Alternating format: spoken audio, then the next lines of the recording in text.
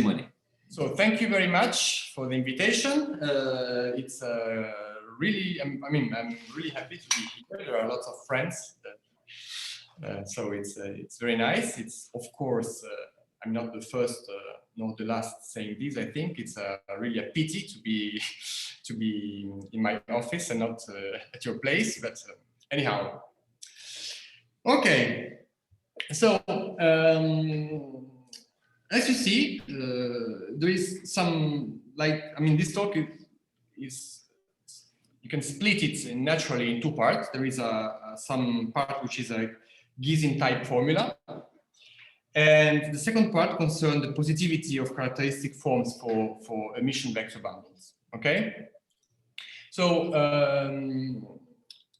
I will try to be quite elementary, but unfortunately I have to deal with flag bundles, okay? So flag bundles bring naturally with them some heavy notation, and so I start by introducing it, and but then I will give a very, an explicit toy case, and then you can just keep that in mind, and okay? So, so the starting point. So let me talk before about this Gysin type formula. Okay, so a Gysin type formula, what I mean is that you have some morphism, okay, and you have some, say, between algebraic varieties or complex varieties or whatever, with some hypothesis in the morphism, and then you have cohomology classes upstairs. Or chow classes or whatever, and you want to push them forward, okay, in the target manifold, and maybe have some nice formula to express in terms of some characteristic class or whatever, what you have just pushed forward, okay? So that's what I'm thinking. And so let me describe the particular setting where I want to study this Gysin type formula. So let me start with say holomorphic vector bundle E over a complex manifold X. So say rank R and dimension n. So this is a complex manifold. Okay, so let me suppose also maybe R greater than or equal to 2, otherwise everything is trivial. Okay, and now we want to associate to this vector bundle some flag bundle, okay? So of course we can consider complete flag bundles, but also incomplete flag bundles. And indeed, in fact, I want to deal with this more general setting, okay? So I fix an integer n.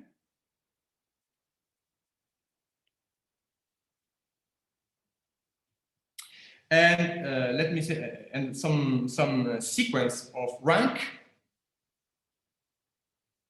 which you call rho, which is something like this.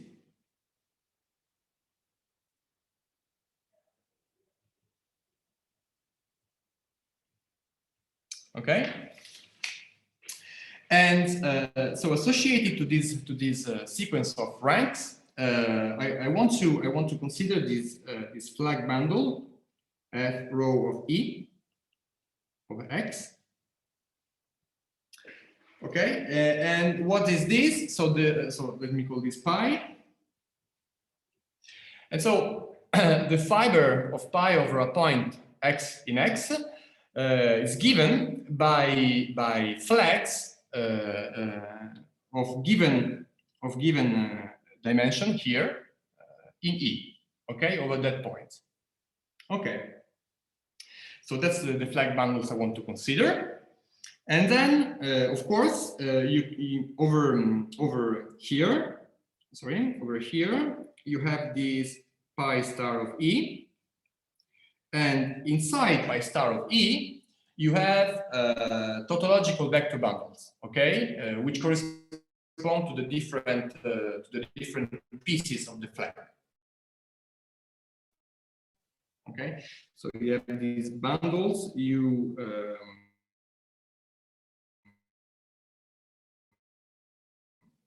rho, say J, from 0 to n, and the rank of U rho j is exactly rho j that you are considering. Okay? Good. Now, out of this, I want to construct some sort of tautological natural line bundles over E, over F row of E. And so, how can I do with that? So, if it were a complete flag, so the quotient of two successive universal vector bundle would be of rank 1. Okay, here it's not the case. So I just considered quotients of successive universal vector bundle and then make it a line bundle by taking the determinant. Okay, so let me call Q rho j. So what I'm doing here is that, okay, sorry, I just go here, Q rho j. So what I do is that I take U rho, then I'm sorry for this notation, which is not very friendly. So here is what I take. Okay, and so what's the rank of this guy here? So the rank here is rho. Sorry. So what's this? It's rho m minus j plus 1 minus rho m minus j. Okay?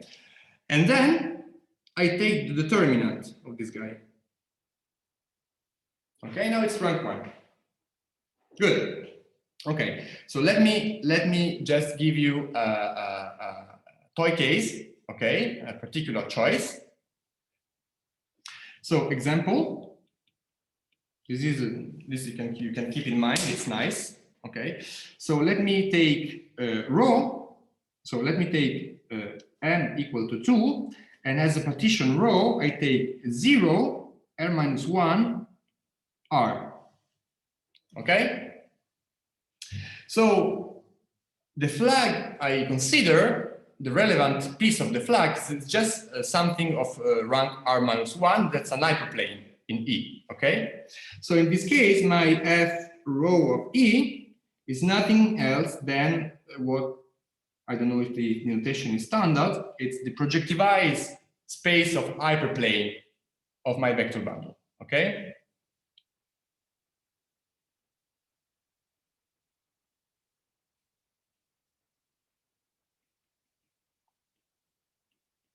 Okay, great. So what's my uj? So let me drop the subscript rho since it's fixed now. So what are my universal bundles? So u0 is just p of e cross 0. Okay. u1 is, let me call it h. It's the hyperplane bundle over the point. It's a tautological hyperplane bundle. And so U2 is just pi star of E. Okay? Great. So, of course, we have an exact sequence like this.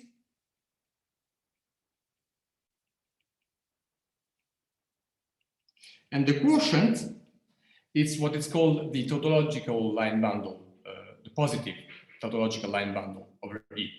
Okay, so this guy here, it's a line bundle over here, and the restriction on a fiber, the fiber is just a projective space.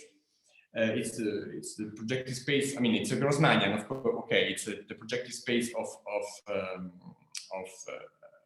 hyperplane in E, but you can consider it as the projective space of E dual if you want lines in E dual. And this is just nothing else that O of 1 over that projective space, the usual O of 1. Okay? Good. Okay, so now I have my Q1, which is P star of E mod H. I don't have to take determinants here because it's already rank 1. And this is just my O E of 1. And then I have my Q2, and this is h mod 0, which is h, but here now I have to take the determinant, right? So now it's determinant of h. Okay, but from this exact sequence here, you take the determinant of the exact sequence, and you see that this is isomorphic to OE of -1 tensor the determinant, tensor the pullback of the determinant of E. Okay? So that's the main, I mean, that's really a toy case that maybe you want to keep in mind. Okay? Okay. But now coming back here, what I want to do is also maybe to consider some weight A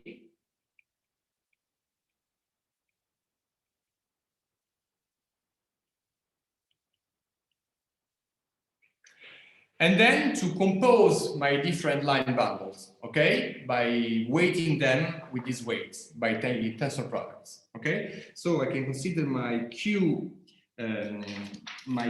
row power A, and this is just the first one, tensor A1, tensor the others at the right power. Okay? Okay, so this is, I mean, this gives all possible, I mean, tensor combination of these line bundles. So in this case, in our toy case, so our A is just A1, A2, okay? And so what's our Q to the A? I mean, you have to look at this guy here, and then you obtain OE of A1 minus A2 tensor P star of the determinants of E tensor A2. Okay? So already here you see that, I mean, in the second part, when we want to deal with positivity issue, okay, you see here that something is going on, and it's depending on this difference here. Okay, so it is well known that it's even the definition, if you want, that that the ampleness of E, of the vector bundle E, is defined in terms of ampleness of this guy here. Okay, so similarly for positivity in the sense of Griffiths, I come back to that later. But if E is endowed with a Hermitian metric, which is Griffiths positive, then you can endow this guy with a Griffiths with a Hermitian metric, naturally induced, and this will be a positive line bundle. Okay. But I mean, when you consider these more general guys, and also of course, if E is positive, the determinant of E is positive. Okay. So when you are going to look at this guy here, suppose that A1 and A2 are both greater than or equal to 0. So here you get, of course, some positive contribution, okay? But this will be just horizontal, okay? Because determinant of E is coming from downstairs. And here you have both horizontal contribution and vertical contribution. But if it happens that A1 minus A2 is negative, maybe horizontally, maybe you can compensate that with positivity coming from this guy. But there is no way to compensate the vertical negativity that you get here, okay? So this is the first remark I wanted to bring to your attention for later. Okay, but let me come back to the more general case, okay? So now, over F row of E, let me call, oh, I'm sorry, something happened. Okay, maybe I have to do something like this. Sorry. Okay. Great. Okay. Okay, now here you can consider these the first chain classes of my line bundles. Okay, let me call them, I don't know, CJ. Okay. Very well. Now that you have these chain classes, what you want to do is that you can form you can take some F to be some homogeneous complex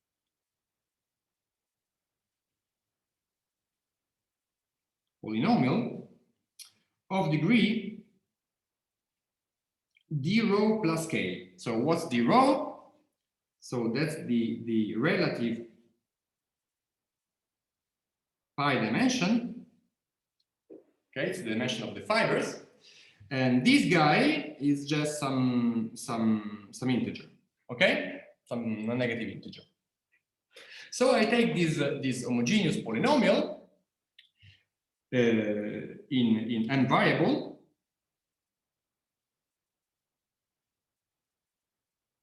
and then I can consider this class.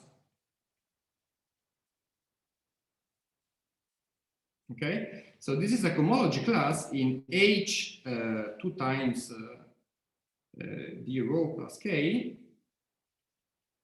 of f rho v. Okay, that's a cohomology class. Great. Now I have this cohomology class, and what I can do is I can push it forward. Okay, so I take my pi and I push it forward.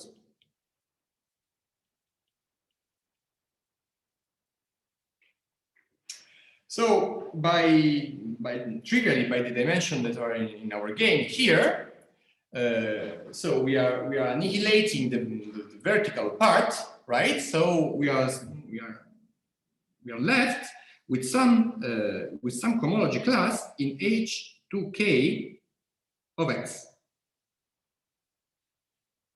Good. So since everything is built upon E, this guy here will be some polynomial. I call it phi in the Chern classes of E. Okay. So and this polynomial will be a complex homogeneous polynomial in R variable, which are the Chern classes of E of degree k. This time the degree it's a weighted degree. Okay, every Chern class has different weights. Okay. Okay, so a Gysin formula is some in this setting is some explicit expression of this guy, which depends only on R, on N, and of course on the shape of F. Okay, so there has been lots of work about all this. One last contribution has been given by quite recently, some years ago, by Darondeau and Pragac, and they have nice residue type formula to compute explicitly this phi. Okay. Okay. So that's the main point, and what we wanted to do is to have an Hermitian analogous of this. Okay. So now I want to Hermitianize my situation. Okay. So now, oh, why? Sorry.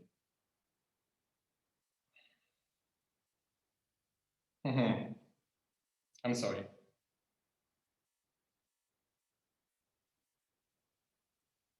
Okay. So now, suppose we have some Hermitian holomorphic vector bundle over X, okay? And so out of this, you can run the Chern theory and construct the Chern curvature of E with respect to H of course, I mean, I think I'm even too much elementary, but if you have any question, please feel free to interrupt me, of course. Okay, so so you have this Chern curvature.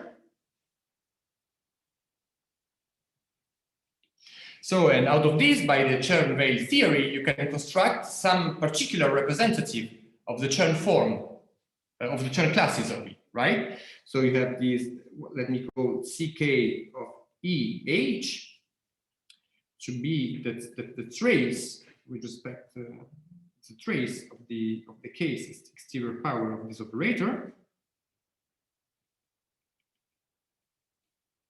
Okay, so this is a closed real KK form. And of course, its cohomology class, it's exactly the case Chern class of A. Okay? Very good. But now, let me come back here.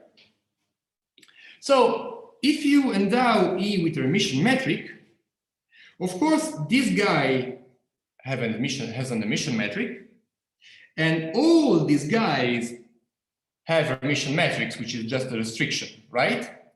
And then this guy has a quotient metric, and this guy is the determinant metric. So everything is now endowed naturally with a Hermitian metric, which is induced from the one H, okay? And so we can compute the curvature of these guys here. Very good. Okay, so let me call Cj the curvature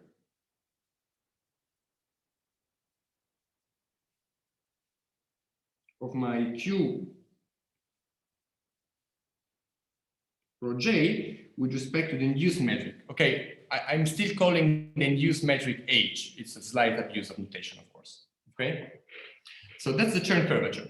Okay, so this Cj is a closed real 1-1 form, and it lies in the cohomology class Cj. Okay, it's a special representative of the cohomology class of this cohomology class here.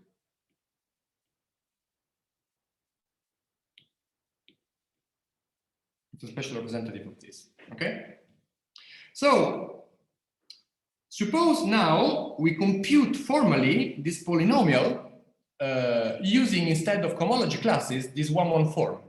Okay, so we compute f with variables xc1, xcn. Okay, so this will be d rho plus k, d rho plus k form. Okay, and since our map here is a proper holomorphic submersion, we can very well push forward forms in this polynomial, this form here, by integrating along the fiber, right? So we can push it forward.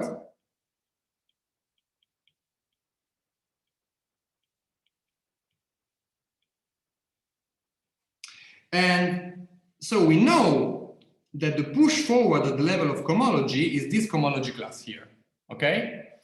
And so by trivial reason, this form, this pushed forward form, lies in this cohomology class. Okay? On the other hand, this cohomology class here has also another a priori different special representative, which is given by computing this polynomial capital phi formally, not in the Chern classes, but in these Chern forms. Okay, so here inside we also have capital phi computed in the Chern forms with respect to this metric for E. Okay, so a priori the difference between this form here and this form here will be an exact form. Okay, they lie in the same cohomology class. Okay, and so the main theorem here. So I forgot to say that everything I'm telling you is It's a joint work with my PhD student Filippo Fagioli, which was named in the title page. Okay, so this theorem is Fagioli and myself. So now we can state it very, very easily. So the push forward of f of C1 Cn is exactly capital Phi computed in the Chern forms of it. Okay, so what I'm saying is that there is not at all error term here. This exact form is 0. Okay, it's the most exact form ever. Okay, so so this is the first theorem.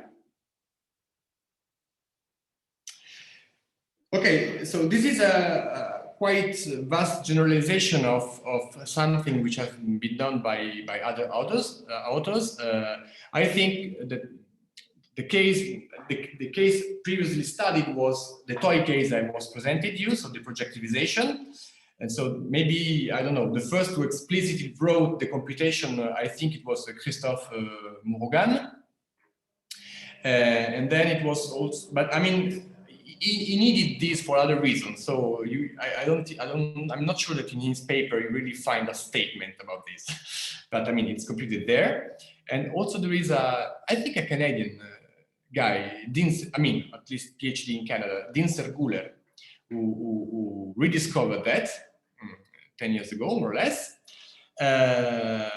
in the setting of projective manifolds. And then I had some computation also about this in the set of complex manifolds. And here, so the setting is totally general. So X is a complex manifold, not necessarily projective, nor Kähler, nor compact even, okay? And you have this very general situation of a vector bundle and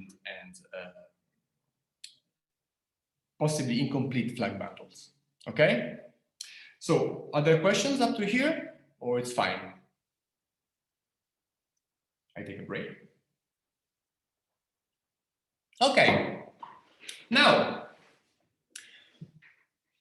I don't think, I have 20 minutes more or less, so I don't think I will be able to give any proof of anything, okay? So it's just an overview, and then maybe if you want to ask later, we'll see. Okay, so my idea, the starting idea when I proposed this subject to my PhD student was to apply this to this Griffiths conjecture, okay? So let me recall what I'm talking about. So I am in this situation, EH, Hermitian holomorphic vector bundle over complex manifold X. So I consider this curvature, Chern curvature. This is a 1-1 form with value into the Hermitian endomorphism of E. And so out of this, you can form some new Hermitian form. This gives rise an Hermitian form.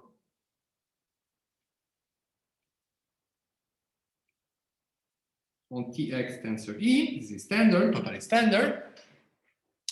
And so the Griffiths positivity is given in terms of the positivity of this Hermitian form that you construct here. So how do you construct this? So Hermitian form, so whose associated quadratic form on decomposable tensors, say, I don't know, maybe V tensor S, is given by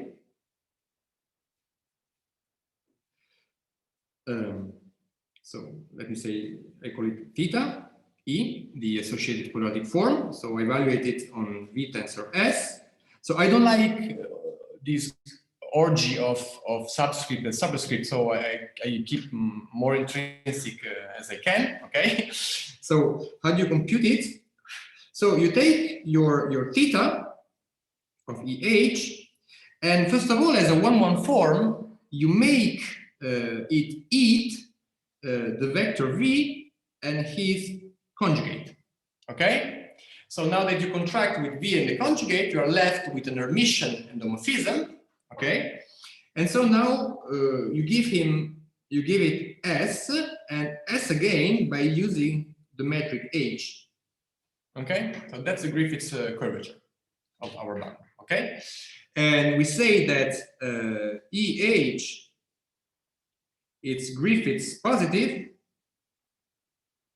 or semi-positive or whatever, if this quadratic form is. Okay? So that's Griffiths positivity or semi-positivity here. So maybe you just want to avoid this, okay, if you want strict positivity. So now this notion of Griffiths positivity is, in some sense, the differential geometric in complex geometry counterpart of ampleness in algebraic geometry. Okay, so what you can prove is that this Griffiths positivity has all this nice property of ampleness. For instance, if E is positive, then any quotient with the quotient metric is positive. And if E is positive, if and only if E dual is negative with the dual metric. And most importantly, if EH is Griffiths positive and X is compact, then E is an ample vector bundle. Okay? It's also expected to be true the converse on projective manifolds, but it's known just only when the base has dimension 1 for the moment. Okay, that's one of Griffith's conjectures. Okay, so Griffiths, in the very same paper in '69, when he introduced this notion of positivity, was asking which kind of characteristic forms of EH. So you want to consider out of EH some characteristic forms, that is, say, polynomials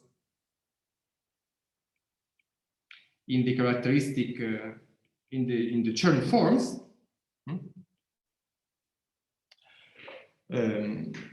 So if this is Griffiths positive or semi-negative or semi-positive, sorry, which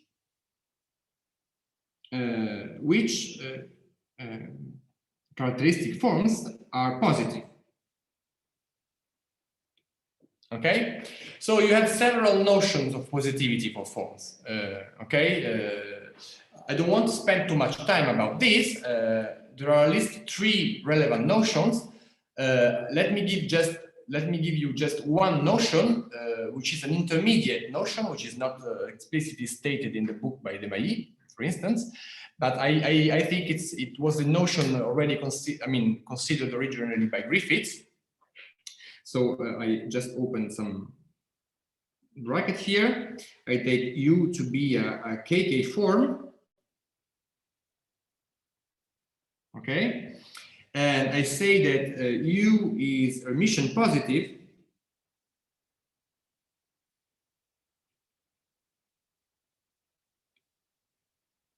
If so, you can induce with U.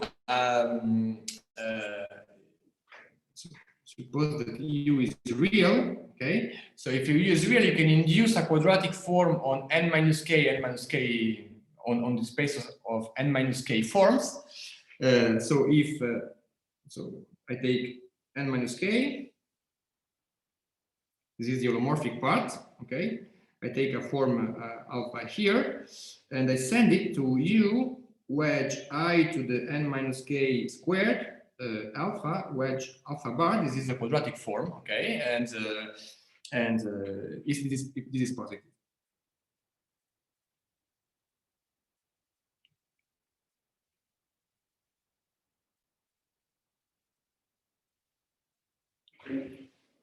Okay. So here is what I mean by positive for this form here. Okay. Okay. There were candidates and conjectures, and even stated by Griffiths. And so the conjecture is Griffith's conjecture is the following.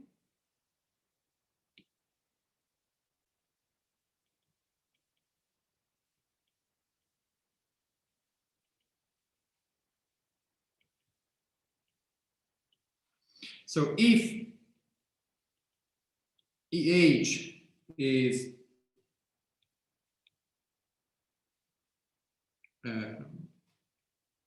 Griffith semi-positive, then every positive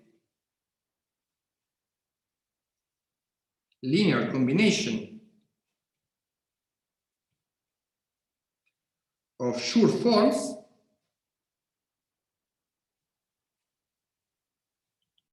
is positive. Okay? So what is a Schur form? I'm sorry, there are lots of notions here. So I don't know. Do I have to define what a Schur polynomial is, or as you wish? Tell me. Okay, you don't tell me, so I define, okay? Yeah, please. Okay. Okay, so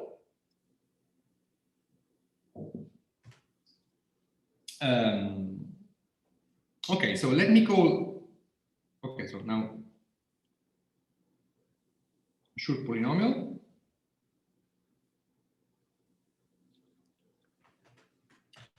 So let me take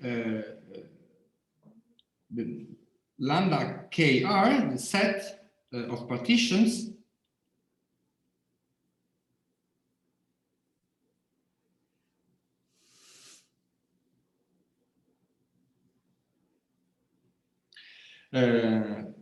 decreasing partition like this,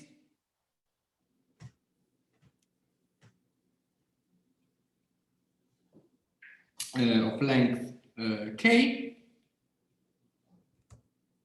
Okay, so to each of these partitions I can construct a polynomial which I call S sigma, which is the Schur polynomial associated to this partition, which is a polynomial in variable C1, CR. Okay, it's a weighted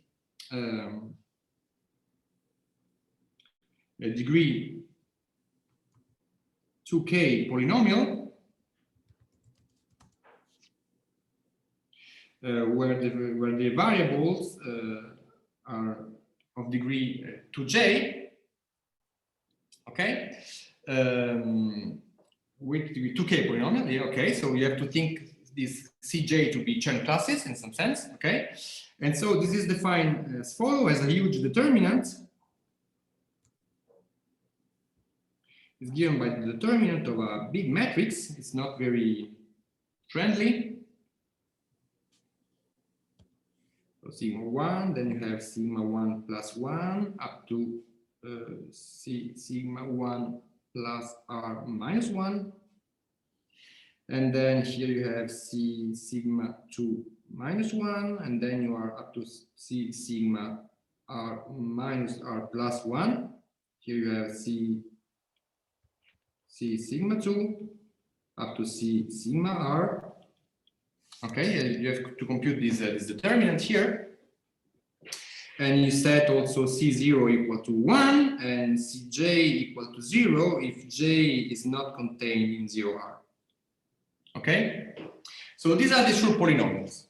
So let me give you a couple of examples, okay, just to see what kind of thing you get. So for instance, associated to the partition K000, you recover Ck.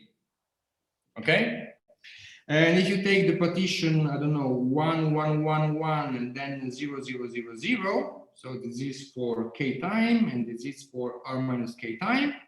Okay, then you get Segre classes, okay, which are the formal inverse of Chern classes, but with a sign Segre classes. Okay, so these are sort of thing you can get. Okay, and so the statements, of course, these are particular polynomial. You can compute formally on cohomology classes or even on differential forms, right, representing those cohomology classes. Okay, And so the statement of Griffith conjecture is that if EH is Griffith's semi-positive, then all these Schur forms for E, that is Schur polynomial computed in the Chern forms of E, are positive.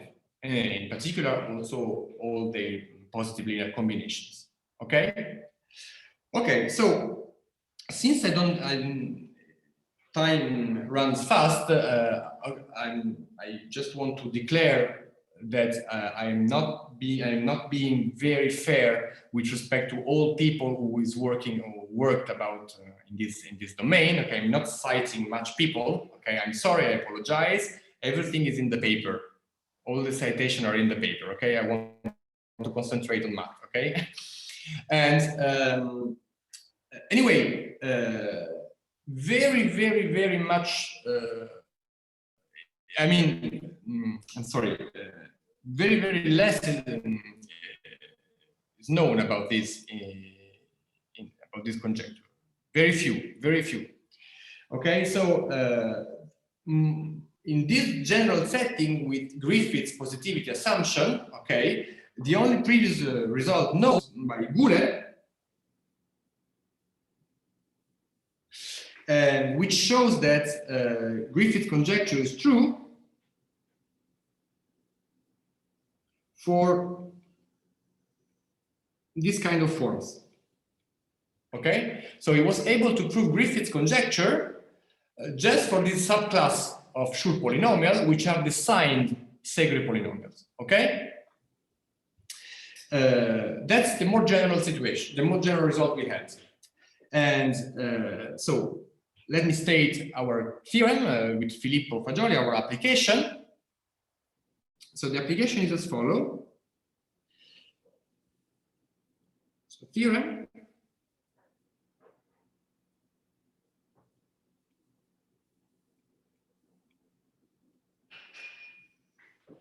Okay, so suppose EH over X is Griffith's semi-positive over X. X is just a complex manifold. Okay. So now for all, so I take M from R1 to R. So this is rank R. Okay, this is dimension N. For every M like this.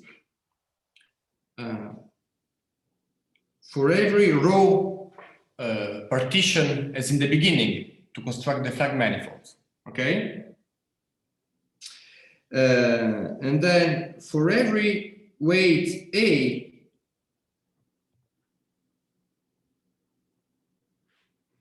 such that A1, A is decreasing like this, okay? And then for every K from 0 to N, okay, so these are what I'm saying here with these all for any, for all, for each, and so on, is that all possible situations we considered before, all possible flag bundles and combination of these line bundles upstairs, okay? So if you push forward from the flag bundles associated to rho. So before we had all possible, you see here. So we consider any kind of polynomial in the Chern forms, in the Chern curvature of our line bundles. Now I have to consider some particular kind of F, okay? And that they will be quite simple.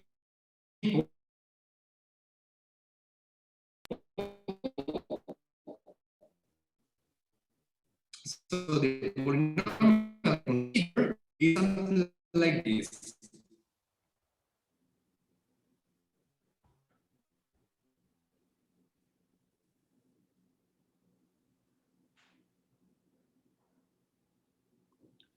Okay, it's just this degree 1 polynomial power d rho plus k. When I push forward this guy, okay, And for in this situation, this push forward is a strongly positive KK form on X, which is a positive linear combination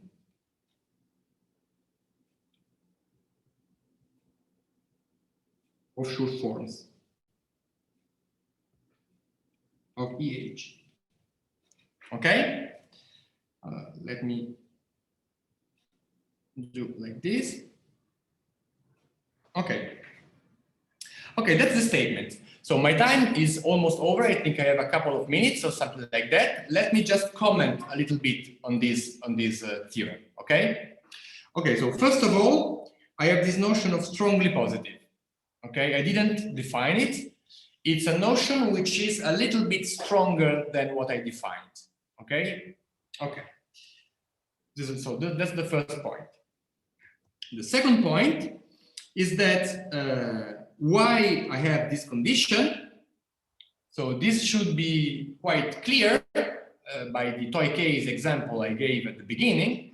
So this condition ensures that this combination of line bundles, of curvature of line bundle, this is a positive 1-1 form. Okay? Provided EH is a Griffith semi-positive bundle. Okay? But I need this condition because of this vertical contribution, remember. Okay? So this is a positive 1-1 form. So when I take the power, I get what is a strongly positive form of the corresponding degree. And when I push forward, I get a strongly positive KK form on X. Okay? Good. And now, this is this, in principle, you can explicitly write down which kind of form is, okay, because of this formula of Darondeau-Pragac, which is for cohomology classes, but by our main theorem is also for differential forms, okay? And now you have to use a theorem, which is a theorem proved in '83 by Fulton and Lanzensfeld, which is, if you want, the proof of Griffith's conjecture, but at the level of cohomology. So Griffith's conjecture is true at the level of cohomology for ample vector bundles. So by using the statement, we can prove that, which is not completely clear a priori from the Darondeau-Pragac formula, that these forms indeed are positive linear combination of Schur forms. Okay? Okay, so I still take 30 seconds to say that, okay, maybe you can guess, but we did not prove Griffith's conjecture. So all the possible form we can get with this procedure are not all the possible combination of Schur forms, unfortunately. Okay. But of course, this contains Dinser-Guller results. This contains Segre classes because it's a particular flag manifold here, and much more indeed.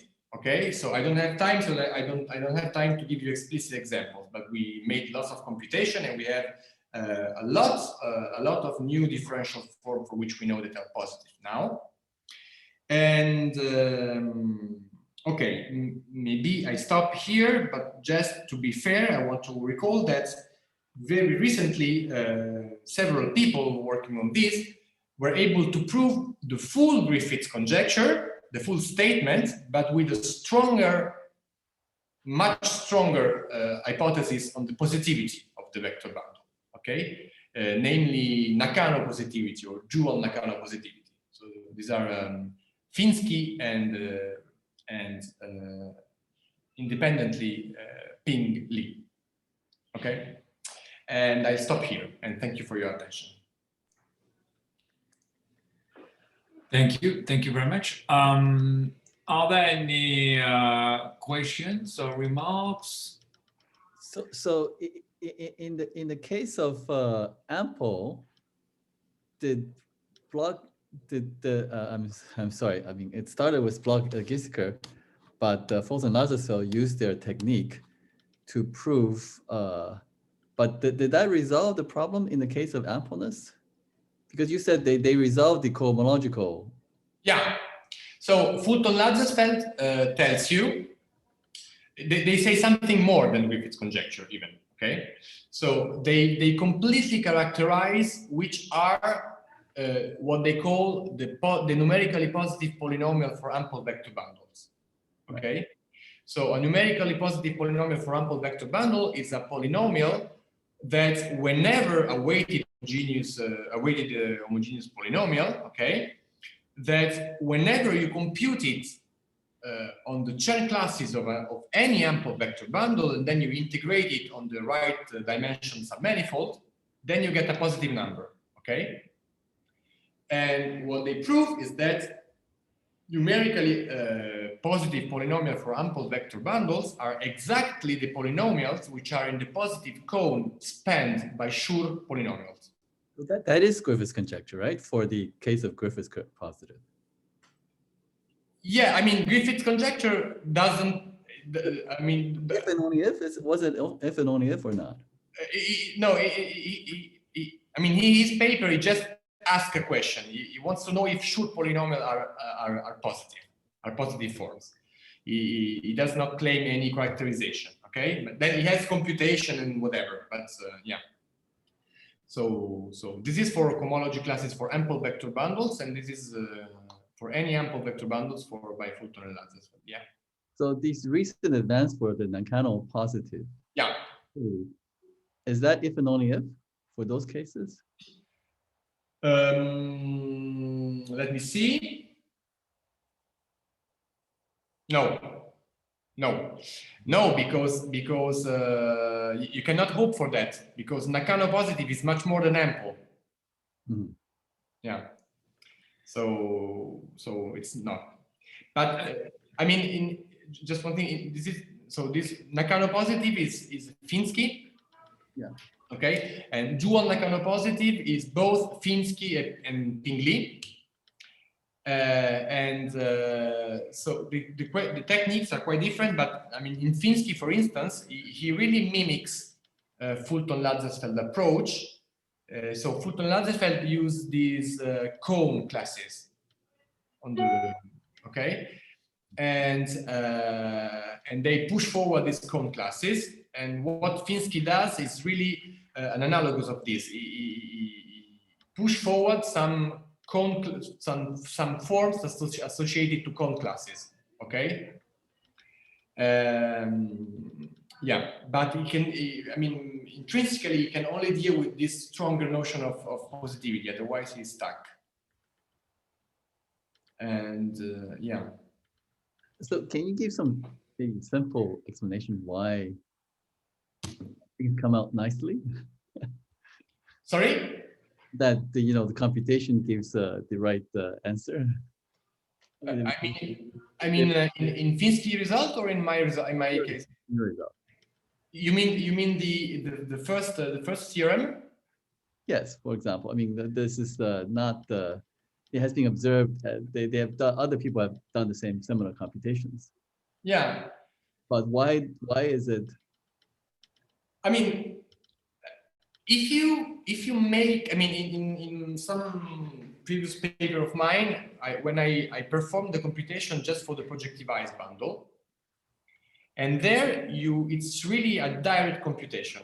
I mean, you really see explicitly by writing down things and mimicking what you do with Hermitian forms. When you integrate an Hermitian form over the sphere, when you make the average over the sphere, you get a trace, right? Mm-hmm. But if you take powers of the differential form, you can compute formula and you get a complete homogeneous polynomial in the eigenvalues, which are the Segre forms. It's really explicit. I mean, you can really do that. And I think that if you were strong enough, you could perform such a computation even in this more general case of flag bundles. but neither me nor my student were strong enough. so to prove this push forward, the exactness in the push forward formula, it was a little bit more, it was a detour. We couldn't perform it directly, okay? But it's, I mean, it's, yeah, I mean, it's a little bit messy. There are lots of coefficients and everything. But at the end of the day, what you see is that when you, I mean, the real point is that you want to write down the curvature upstairs intrinsically as a sum of an horizontal term and of a vertical term. Mm-hmm. Okay? Once you find the right way to write it down intrinsically as a sum of horizontal and vertical, then when you take powers, you just accumulate from one side the horizontal term and the vertical terms, and then when you push forward, you're integrating, and then you're eating the vertical term and the horizontal term. You see, I mean, what you see is that they only contain the coefficients of the curvature. So by Chern-Weil theory, it must be some polynomial in the Chern classes. It's something like that, and something like this. Okay, maybe I was a little bit too fast, but I mean, that's the main idea. Okay. Okay, and then you have to identify this polynomial, and you get some, but it's universal, and you can do something, and then at the end of the day, it must be the expected candidate. So, Simone, I have two naive questions. So there is almost no assumption on X, right? Yeah, just complex manifold. Just complex manifold. Does it help if you assume some extra condition on X? No. And the second question was, does it help if you assume that the metric H on E is special, like it would be like Hermitian Einstein, for instance? Oh, okay, thank you. So the special assumption on X do not help at all, okay? Because at the end of the day, this kind of computation is almost pointwise, okay?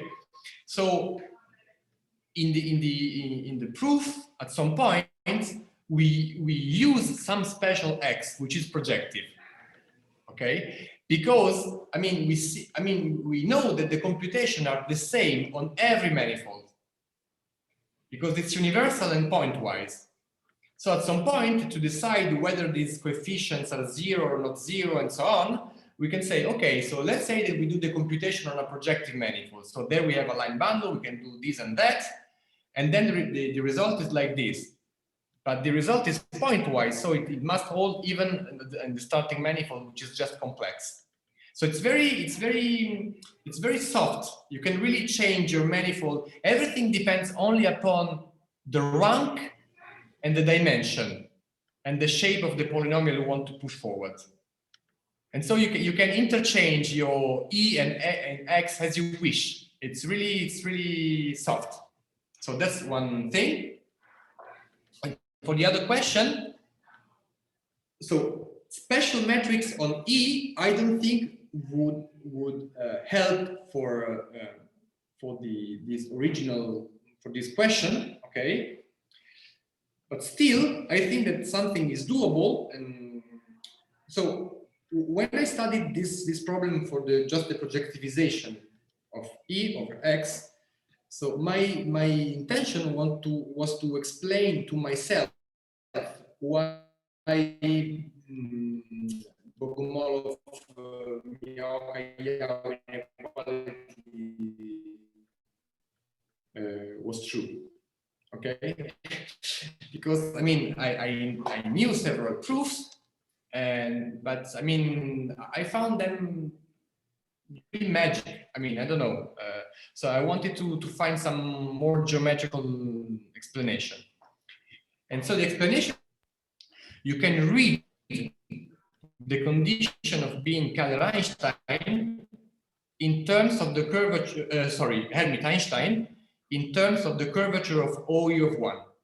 Okay, you can. There is an analogous definition, and once you have this, this gives you some inequality when you wedge your curvature upstairs with the Keller form coming from downstairs.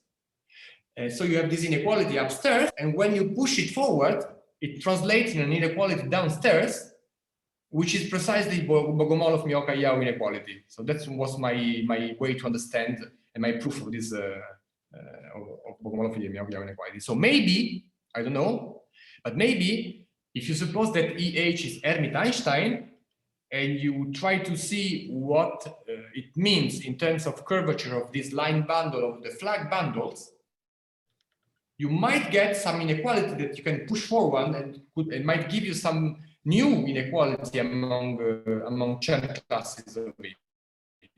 Maybe. So that's an interesting point. That I think I will look at this because yeah. So.